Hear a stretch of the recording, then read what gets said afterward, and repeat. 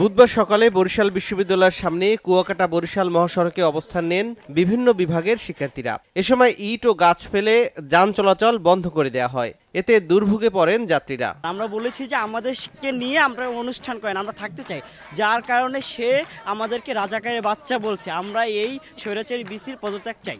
ভাড়া দিয়ে এখন ওই নামে আটকে যাইতেছি, গাড়ি তো ওখানে আটকাই দিচ্ছে। আমাদের কি করার আছে বলেন, আমরা তো হেঁটে যাচ্ছি, আমার মতো আরো সাধারণ পাবলিক হেঁটে যাচ্ছে, এর একটা বিহিত করা উচিত। বিকেলে বিশ্ববিদ্যালয়ের প্রশাসনিক ভবনে এক সংবাদ সম্মেলনে শিক্ষক সমিতির সাধারণ সম্পাদক আবু জাফর মিয়া উপাচার্যের বিরুদ্ধে স্বেচ্ছাচারিতা সহ বিভিন্ন অভিযোগ তোলেন। এই পরিস্থিতিতে ক্যাম্পাসে শিক্ষার পরিবেশ ফিরিয়ে আনা সহ ৮ দফা দাবিতে অবস্থান কর্মসূচির ঘোষণা দেন তিনি। চাকরি স্থায়ীকরণে ইচ্ছাকৃত বিলম্ব বন্ধ করা, নৈমিত্তিক এবং মেডিকেল ছুটি বহাল করা, অগ্রায়ণ প্রদান করা, শিক্ষা ছুটিতে অনিয়ম এবং পক্ষপাতমূলক আচরণ বন্ধ করা, এগুলো হচ্ছে আমাদের মূলত আজকের প্রতিবাদের মূল বিষয়।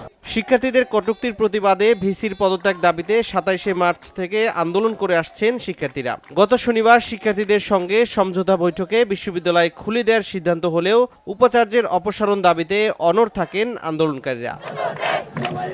সময় সংবাদ, বরিশাল।